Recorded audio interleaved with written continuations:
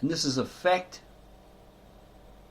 Moses never wrote books. There's no proof he actually did. Okay, ask a real Jew, and they should admit to you, or this is what we read, that they put names to any writings as it was part of their tradition. I'm pretty sure Rabbi Tovia Singer said that on his Tanakh talk as well. Okay, they're attributed to Moses. The books of Moses are attributed to him, not written by him, because traditionally the Jews put names to every book. Right, that's the way they are. As are the books of Mark and Luke attributed to them, but probably were really written and compiled by Paul. Okay, and he replies and says, "What is this trash you commented me?" Okay, so we reply, what if that same question? What is this trash you commented me? And we make a remark on it, right? It isn't trash if personally researched and the facts have been established as facts, the evidence has proven itself evident, etc. Okay. Ya'o, we read an African's claim or Nigerian's claim online he was the new Christ because of this claim, that claim was scripture, etc. And all these, what seemed like Hebrew Israelite fans, are lapping it all up and following that deceiver with education of their children in a foreign or fake Hebrew, which isn't even Hebrew, or the original ancient very old Hebrew or Kitab Ivri or Ivri, the sister language of the Assyrian Aramaic or the Aramaic, Syrian Aramaic, or the Kitab Asheri or Asherit. And the names of God said to be by the US Hebrew Israelites, Yahu Wahi Wahi, or Yahu Woo Woo, or Yahu Washi Washi, or other, the US Hebrew Israelite cult are using. And here's an example. Manetho of the House of Consciousness, his wife, didn't know she was his wife, Leper, during a live stream using these so-said names. Right? She was, in the comments, she was writing Yahu Washi Washi and all that. And that's where I found it. Okay, something like that. I'm not saying that's the exact word, but it was something like that. Okay. When checked with a professor, Dr. James Francisco, he's got 2 doctorates or PhDs in the Aramaic and Hebrew. That would be the Syriac and the modern Hebrew, Israeli Hebrew. He stated, okay, and here's the video link there, right there, right? What the hell is that crap? It's not even Hebrew, basically, in those words, something like that. Me, as Real Juicy News, that's my other channel I have, replied to Mr. D. Francisco. Okay, we'll try to keep it towards your video and knowing the Aramaic really well. Do you know if there's a word in Aramaic for God, or in the Hebrew we know as Yahweh, as Yahu Washi Washi or Yahu Washi Washi Washi? Okay, I'm just trying to prove it. And he thought I was playing games. Right? See, it's not a word game, etc., etc. And then he got a bit upset that I had the name at the time, Cleaver Sausage, right? He says, I don't really like to talk to somebody who calls himself Cleaver Sausage, just silly little things like that. Anyway, so I says, well, basically, I'm sorry, I'm trying to prove this. Okay, because the US Negro movement, the Black Hebrew Israelites, ISUPK, etc., make names up claiming to know how to speak Hebrew. A year ago, he replied, see, this is what he was saying, he will not honour a request for a sacred name when the request contains so much BS, right? Please be a little bit more precise in your question and I'll answer it. This is not some comedic game show, as we stated, right? It's his reply. Okay, so I say, sorry, I'm not playing games. These people make the claim that this particular name, Yahu Washi Washi or whatever, is in the Hebrew language. And I'm simply trying to verify it's false. Thanks, I think you confirmed it. Thanks again. Okay, so he replies, you are correct. For in ancient Hebrew, the sacred name would be transliterated YHWH or YHVH with no vowels. We do not know the pronunciation. It is known that the first syllable is Yah. This comes across in Aramaic as Ma Ya, Lord Yah. That actually means, Lord or Master. Right? Okay. Here's the kick in the nuts, sacks. Hebrew Israelite cult. There is a lot of BS on the internet. This is from that professor. There is a lot of BS on the internet, and he has learned over the years to treat those who perpetuate it with swift responses before deleting them altogether from his life. They will steal your time and time his life be well. So as I asked, but this guy, you can't do that. You can't provide these books so I can critique them, right? Or you won't. You won't do because they don't exist. Yeah? Give me the link to your books you boast of so I can read them for myself and answer the questions I posed you. Damn it. What century or age were they written? Pre-800 BCE? Again, do you know of the sacred scribe or old tongue or language of the Old Testament prophets and scribes and monks that copied the scriptures, Old Testament scriptures? The original sacred scribal, old, very old tongue or language. Okay. The Assyrian Aramaic or Syrian Aramaic, because a lot of Assyrian people, native Assyrians say there's no such thing as Assyrian Aramaic, it's just the Aramaic. Okay. From the original ancient, very old, the Kitab Asheret or the Kitab Avri or even the Kitab Hotep. I need info on the last one, as read about it, but can't find any. We're into that detail, right? A language Moses supposedly learned from his father or grandfather in Egypt, while in Egypt. So what is this horse manure, ya-o, etc.?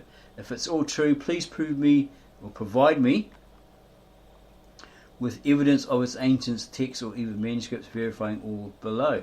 These are questions, right? Or his statements. Gebar is Abraham's great-grandfather. He was at the tower when the language Shapar Barora was confounded. So we'd probably look online to see if that's actually a language that existed. Where did it originate from? Who spoke it, etc., etc. And he was the only one who walked away. The only one. Again, out of thousands and thousands of people, right, that were there, and they split, were divided, and God spread them all over the earth with different languages, right? He was the only one who walked away speaking the pure language of Ya'o.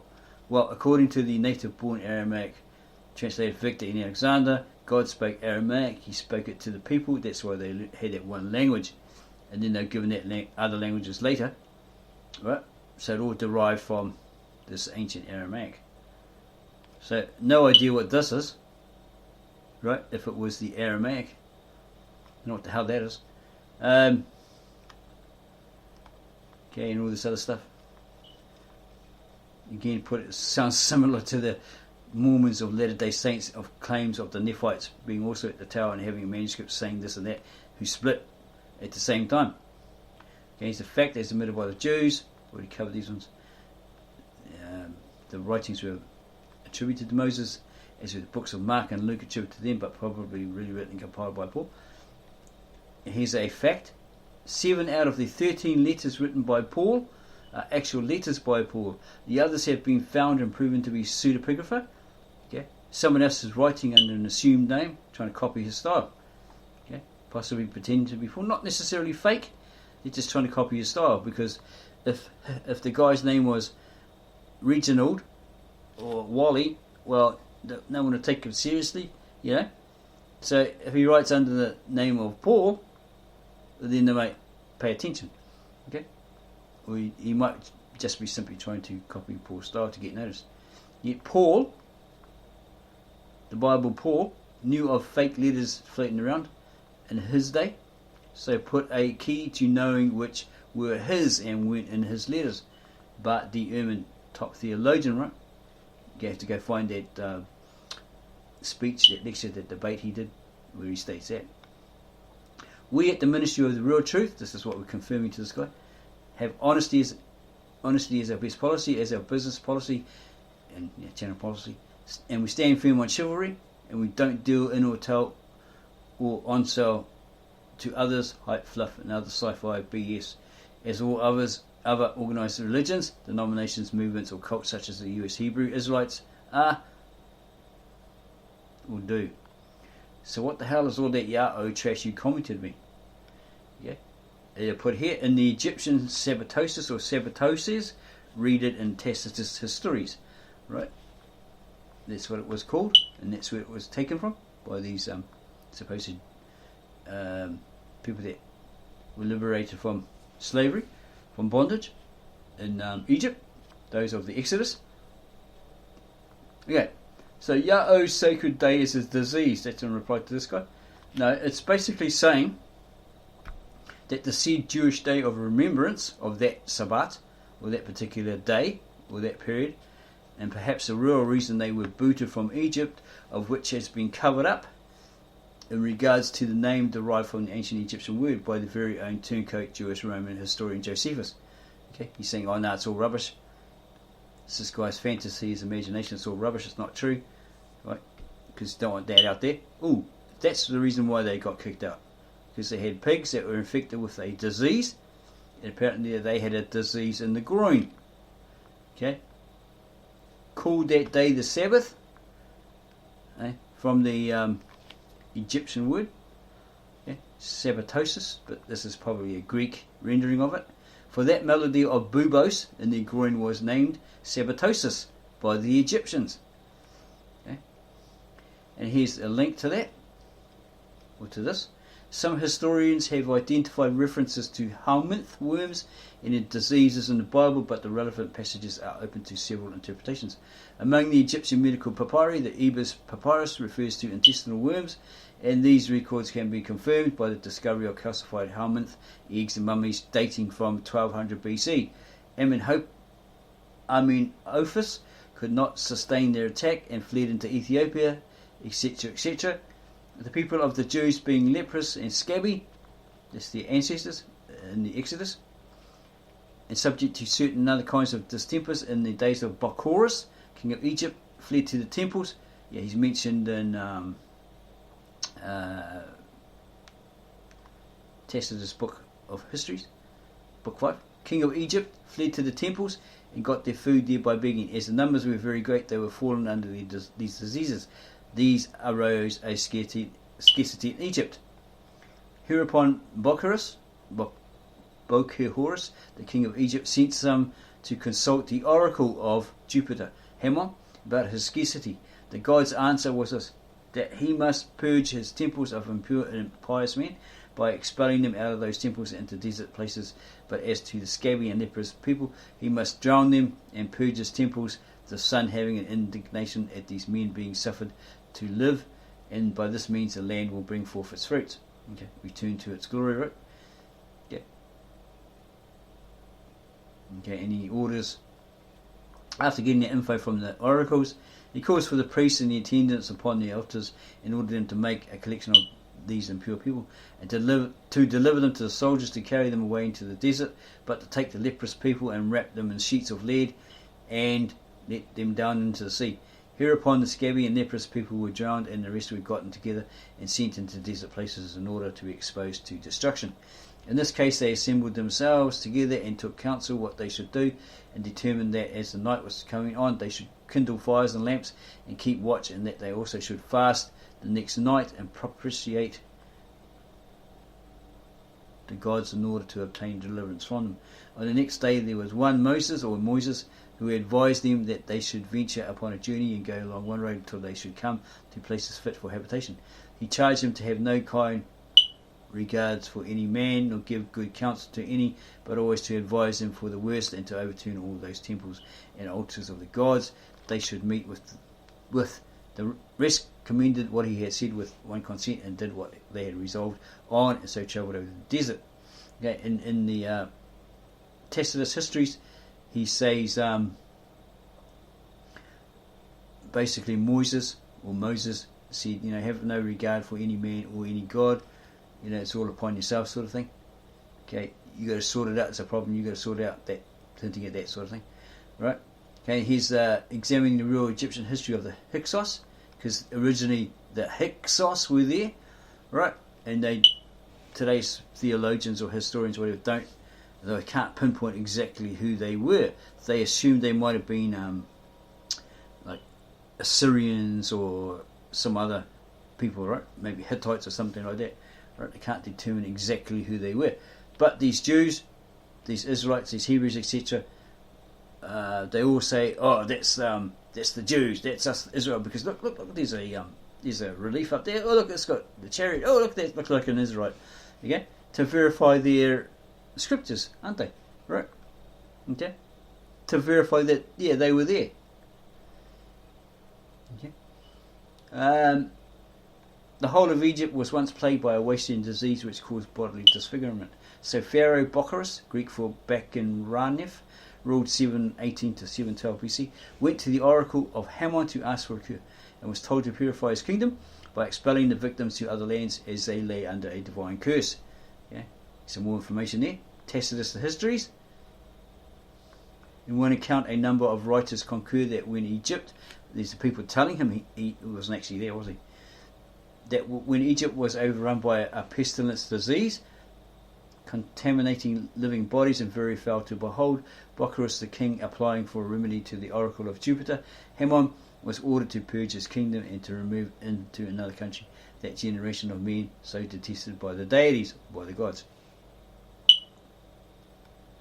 Get some more information here. Moses by name warned them not to look for any relief from God or man, forsaken as they were of both, but to trust to themselves, taking for their heaven-sent leader that man who should first help them to be quit of the present misery. He wanted so much to be their leader, right? And they're out in the desert, whinging, crying out, whatever. They had no water. That was their biggest problem. They had no water, right? So he says, well, if I find you water and relieve you of your misery and your pain, whatever, your affliction, will you make me your leader? So they go, yeah, sure. We will definitely, whoever saves us from this plight, right? So he wanders off and he happens to find a whole lot of rams or something like that came down a hill. So he went over that hill and he found it like an oasis or something like that, all this water, right? Or something like that. So he relieves these people of their lack. Okay, so they made him a leader. Okay. So we got some information again from Flavius Josephus against Appion. Okay. He then assigns a certain wonderful and plausible occasion for the name of the Sabbath. For he says that when the Jews had travelled a 6 days' journey, they had bubos in their groins, and that on this account it was that they rested on the seventh day, as having got safely to that country, which is now called Judea, that then they preserved the language of the Egyptians and called that day the Sabbath, for that melody of bubos in their groin was named Sabbatosis by the Egyptians. So I think an apology to me is pending. Chuckle. Well, yeah, right, right? Saying, what's this crap? What's this trash? In other words, saying, what rubbish are you bringing me? Okay, so he brought him the facts. Okay, but the whole thing is, how reliant? What we're asking is, how reliant are these ancient historians? Josephus Flavius, supposedly a turncoat, right? A Jewish historian who went Roman, right? Maybe became a Roman citizen, wrote for the Romans, etc., etc. Yeah, he let go of his Jewish faith, apparently. It's all in the history. You have to go do your personal research on that. Right, come to your own understanding of it, etc. Right? Don't take our word for it. Even though we are the ministry of the real truth. Yeah? Bringing you the real truth, etc. Yeah, so that's history in a nutshell. You have to determine, is it all true or is it all bogus? Okay, you have to establish the facts as facts, the claimed facts as facts, right? The evidence has to prove itself evident. Those writers have to be proven irrefutable, their writings have to be proven irrefutable. These people. The writers, the authors, the scribes, whatever, have to be proven irrefutable, and therefore their writings will be deemed infallible. Okay, irrefutable means you can't refute it. You can't say, "Oh no, it's a lot of rubbish." You can debunk it, all that sort of stuff, because you can, right? But yeah, if the evidence proves itself evident, right, then yeah, and it becomes infallible, irrefutable. Well, then that's all you can do, really, is debunk it, right? But if it's true, it's true, isn't it? If it's proven true. Okay. So if you like this, as we said earlier, subscribe to our channel, give us a like, right? Add your comments down below in the comment section, and share it with all your Christian friends, Jewish friends, friends from Islam, the Islamis, and everybody else, family, friends, neighbours, whatever, and tell them about us, the Ministry of the Real Truth, that brought this information to you that you may not have known about because somebody's covered it all up. Okay? Go study it, do your own personal research, and check out if it's really true. Because you've got the argument of Josephus that Appion was talking a load of rubbish, right? And you've got Tacitus saying it,